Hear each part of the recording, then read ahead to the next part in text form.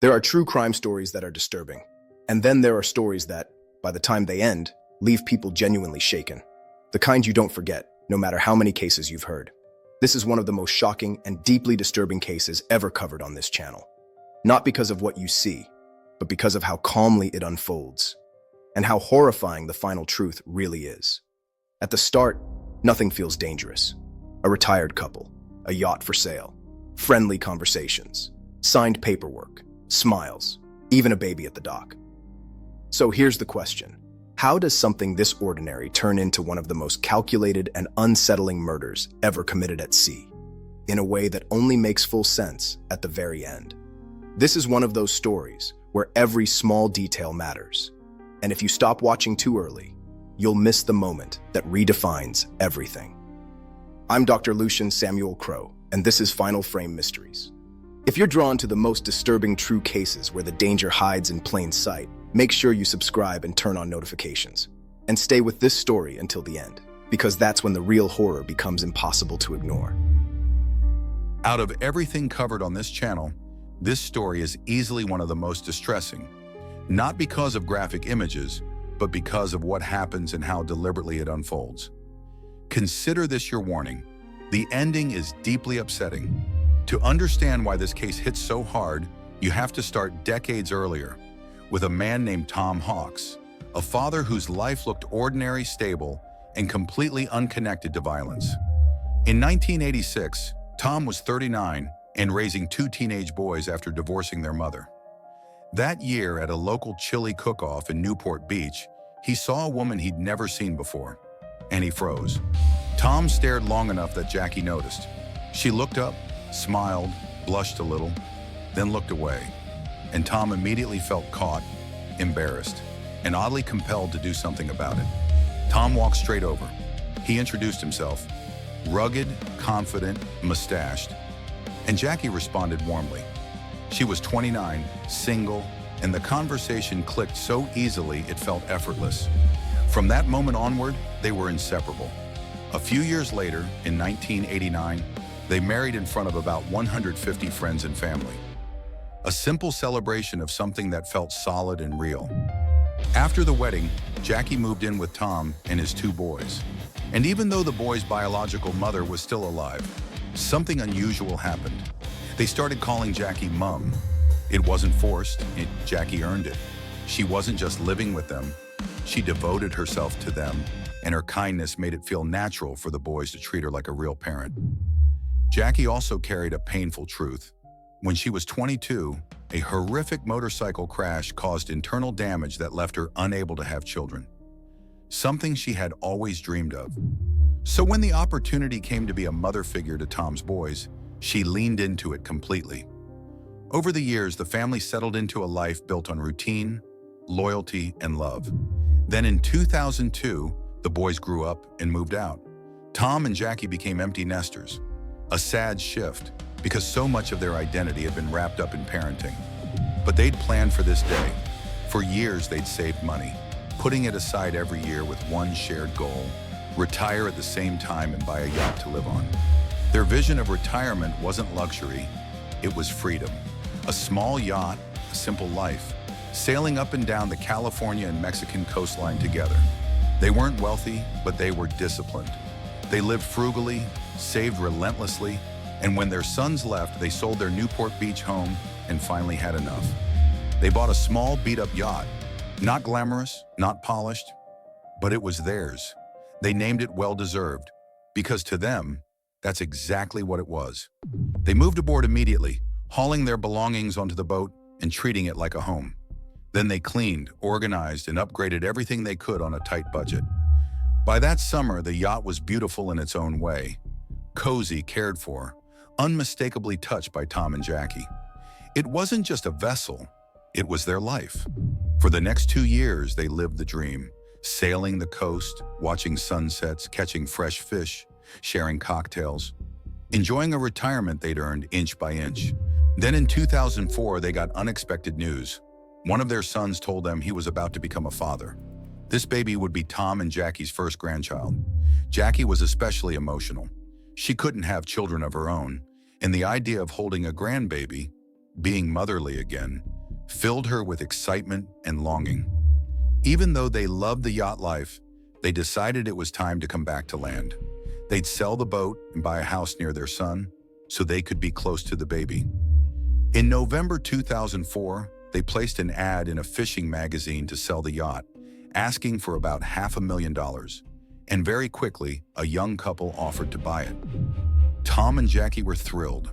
They called their sons to share the good news. The buyer was lined up, the sale would finalize in a couple of days, and then they'd be in touch. But a couple of days passed, and the sons didn't hear anything. They called their parents. No answer.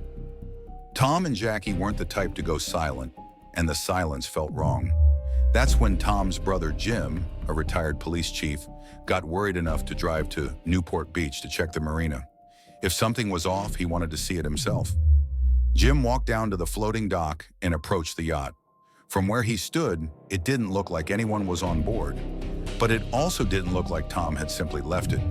He noticed oddities immediately, dock lines hanging over the side that should have been stowed.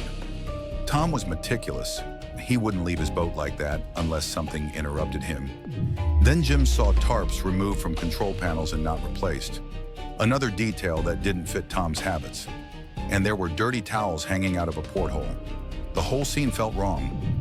Jim assumed the sale had been completed and the new owners were simply less careful.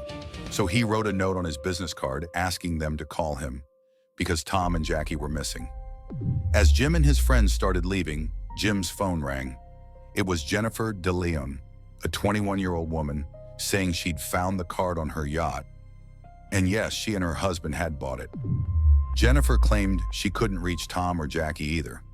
She said there were controls they didn't understand and a few personal items left behind that she wanted to return.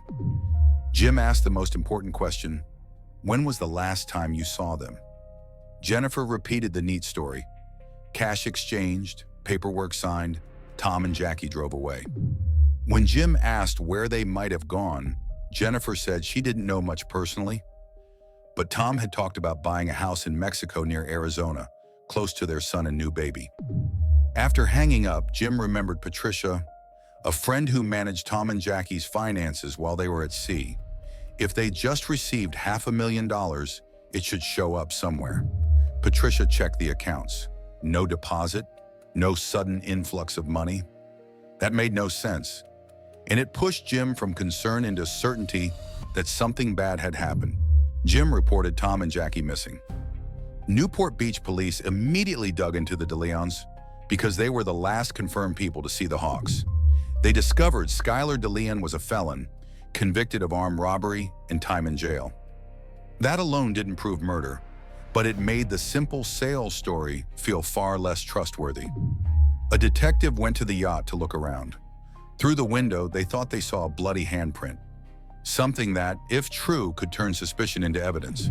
Police got a search warrant and swarmed the boat, but the handprint was rust, a false alarm. They found nothing else definitive, and the case threatened to stall. Detectives brought Skyler in for questioning. He acted cooperative and laid out his story. Saw the ad, contacted Tom, met him, and did a sea trial, like a test drive for a boat. Skyler said that on November 15th, he arrived with his pregnant wife, his young daughter, a notary, and a friend witness. Then Tom and Jackie showed up, and he handed Tom a suitcase full of cash. He claimed Tom and Jackie signed the sale documents, took the cash, got in their SUV, and drove away. Skyler said he assumed they were heading to Mexico. When asked how he afforded the yacht, Skyler initially claimed he'd made money acting on Power Rangers. Then he stopped mid-story and admitted that wasn't true. And what he said next stunned detectives. Skyler confessed the money came from theft, stolen from a drug kingpin years earlier. He'd hidden it, served jail time, retrieved the cash later, and now needed to launder it into something clean. That was why he bought the yacht, turn hot cash into property, then sell the property and receive clean money. Police were shocked, but they let him walk, hoping his cooperation would crack the missing person case. Police interviewed Jennifer, the notary Kathleen Harris, and the witness Alonzo Mason. All repeated the same story: cash, paperwork, the Hawks driving away. But the case still had no proof of life after that day. With no leads, police went to the media, broadcasting Tom and Jackie's photos and their vehicle description. It was a long shot, but it worked. An older couple in Mexico called authorities. The Hawks' SUV was parked right across the street from them. Police rushed to the location expecting to find Tom and Jackie, or at least someone who knew them. Instead, a confused man opened the door and said the SUV wasn't Tom or Jackie's. It belonged to Skyler De Leon. In that instant, detectives realized Skyler had lied straight to their faces. Newport Beach police used Skyler's recorded laundering confession to arrest him. Then they searched his home and found the Hawks' personal belongings, laptops, video cameras, items they never would have left behind. Skyler maintained it was all a misunderstanding. Jennifer publicly claimed he was innocent, saying they were just as worried about Tom and Jackie as everyone else. But detectives weren't buying it. Investigators went back to the notary, Kathleen Harris, a successful professional with no criminal history. Under sustained pressure, Kathleen finally broke. Kathleen admitted she had never met Tom or Jackie. Skyler paid her cash to backdate documents that were already signed. The legitimate sale was a stage cover. Next, police brought in Alonzo Mason again. At first, he stuck to the original story. Then detectives told him bluntly, "The notary confessed, so we know you're lying too." Alonzo clammed up. So police offered him a deal. "Tell the truth, and your sentence will be heavily reduced." Alonzo hesitated, and then he agreed.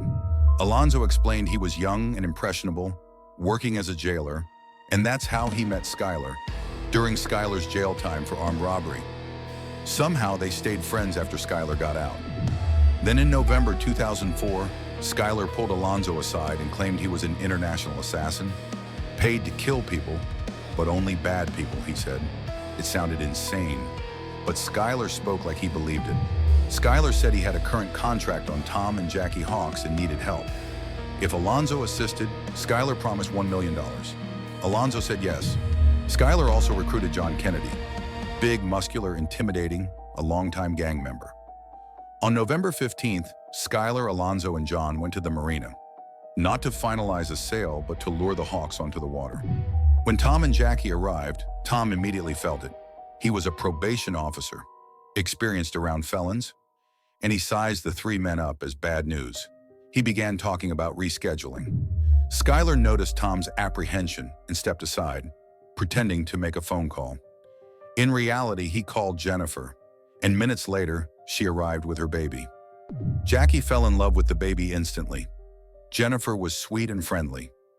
Jackie wanted to hold the child, and the tension melted, exactly as planned.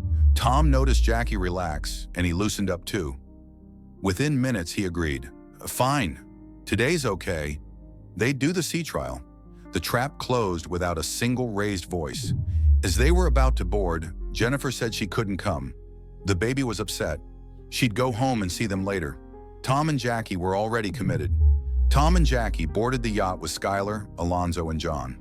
The boat pulled away from the dock and headed toward open water, with Tom piloting as if this were just business. Once they were far away from land, Skyler and John approached Tom and said they wanted to show him something down below in the lower levels. Tom went with them. Upstairs in the galley, Jackie remained with Alonzo. Suddenly, they heard loud commotion from below, and Alonzo knew exactly what it meant. Alonzo lunged. He grabbed Jackie, forced her down, pulled her hands behind her back, and handcuffed her before she could even process what was happening. Skyler and John came back up the stairs without Tom. They took Jackie and dragged her down into the bedroom. And there she saw Tom handcuffed on the bed. They threw Jackie onto the bed next to Tom. Jackie turned towards Skyler and begged, "Why are you doing this? We held your baby. We just want to go back to land and see our children and grandchild." Skyler didn't care. He told Alonzo to tape both Tom and Jackie's mouths and eyes. As Alonzo did it, Skyler went back upstairs and piloted the boat toward the deepest part of the ocean. Below deck, Alonzo remembered looking at Tom. Even restrained, Tom tried to comfort Jackie. He stroked her hand and quietly reassured her. "No matter what happens, we're together." Then the engine stopped. Skyler had reached deep water and called down to Alonzo and John. "Bring them up on deck." Tom and Jackie were marched onto the deck. Skyler forced them to sign paperwork transferring the yacht and granting access to their bank accounts. Signatures made under threat, not consent. At one point, Jackie misspelled her last name, leaving off a letter. It wasn't a mistake. It was a deliberate signal. She was signing under duress. After the documents, Skyler led them to the stern. He told Alonzo to fetch the anchor. Tom and Jackie immediately understood the implication, and Jackie began pleading again. Tom fought. He managed to kick Skyler once in a desperate burst of resistance, but John immediately leapt in, overpowering him and forcing him back under control. John positioned Tom and Jackie sitting back to back, their cuffs connected. Alonzo dragged the heavy anchor across the deck until it sat beside them. Skyler took the chain and searched for the bitter end, the far end, then clipped that portion to Tom and Jackie's handcuffs, checking the connection like he was securing equipment. Skyler lifted the anchor with effort and threw it overboard. The anchor hit the water, and the loose chain began ripping across the rail, racing downward into the sea. The chain snapped tight and yanked Tom and Jackie toward the side. They fought instinctively, trying to resist the pull, trying to hold on. But the weight and momentum were relentless. They were pulled over the edge into the water, still alive, still conscious, and they began descending rapidly toward the ocean floor far below, attached to the anchor that was dragging them down. Alonzo said that as soon as they disappeared under the surface, Skyler let out a celebratory yell and ran to the edge, staring into the water with a grin that made no sense. When the water went calm and the bubbles stopped, Skyler laughed, turned away, returned to the cockpit, and piloted the yacht back toward the dock, as if this had been a successful errand. Jennifer wasn't on the boat during the murders, but Alonzo said she was equally involved. He claimed the entire attack was her idea because she wanted more money. Jennifer's job was to lower the Hawk's guard, arriving with the baby, acting sweet, making Jackie feel safe enough to step onto that yacht. She knew what was going to happen offshore. Alonzo said Skyler even called Jennifer during the process, before, during, after, stepping aside to update her and get feedback, as though murder were a project they were managing together. One of the darkest pieces of evidence was a video camera found in Skyler and Jennifer's house. The Hawk's camera, used to document their life at sea. The tape began with Jackie filming inside the yacht, talking sadly about how it might be one of their last times on board, but also talking excitedly about the future and the grandchild. Then the footage abruptly cut and jumped forward to Skyler and Jennifer at Thanksgiving dinner, playing with their daughter, recording over the Hawks' memories just days after the murders. The message was chilling. They didn't care. They used the Hawks' camera like it was a trophy, not because they forgot what they'd done, but because they felt untouchable. With Kathleen's confession and Alonzo's full cooperation, the investigation finally had a coherent timeline. Not the staged sales story, but a planned lure, a controlled restraint, and a deliberate disposal in deep water. Alonzo ultimately received 20 years in prison, reduced because he provided details, and prosecutors had promised leniency in exchange for his testimony. Jennifer De Leon was sentenced to life in prison without the possibility of parole, a permanent consequence for a plan she helped design and a trap she helped set. John Kennedy and Skyler De Leon received death sentences. For Tom and Jackie's loved ones, it was a legal conclusion, but emotionally, it didn't restore anything that had been taken. And Jim, the brother who first noticed the loose lines and misplaced tarps, was left carrying the brutal truth behind those small details. The yacht wasn't just messy, it was the first sign of a cover-up. What makes this case uniquely disturbing is how normal it looked at the start. A sail, a handshake, a baby at the dock, friendly voices, paperwork, and then, once offshore, a completely different reality. Tom and Jackie weren't reckless people. They were careful, disciplined, family-oriented. They saved for years, built a life, and were trying to move closer to their grandchild. And that ordinary goodness was exploited. In the end, the ocean didn't erase the truth. It only delayed it. Because lies leave seams, and investigators keep pulling until the seams split. And if there's a lasting horror here, it's not just what happened, it's how it happened. The use of trust as a tool and the use of innocence. even a baby, as bait. Tom and Jackie's story is a reminder that predators don't always look like predators. Sometimes they look polite. Sometimes they look normal. Sometimes they look like the people you'd never suspect.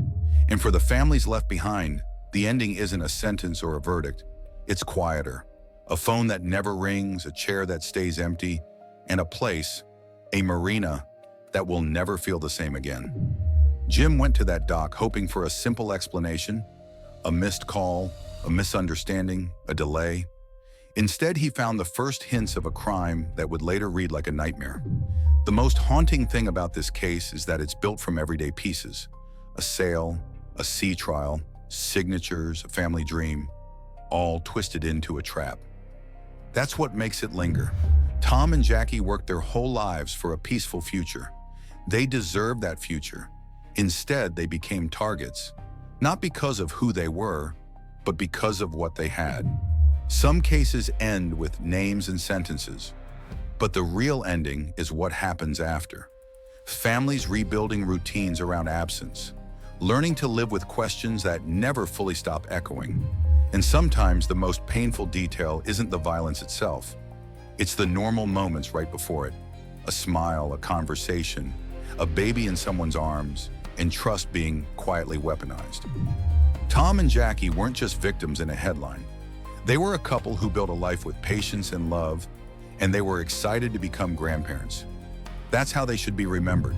If you ever feel something is rushed, pressured, or too smooth, that feeling matters. This story is proof that instincts are sometimes the only alarm you get before a door closes. If you made it to the end, tell me in the comments. What moment felt like the point of no return? The baby at the dock, the descent below deck, or the engine stopping offshore? Subscribe to Final Frame Mysteries for more true cases told with locked characters and full narrative buildup.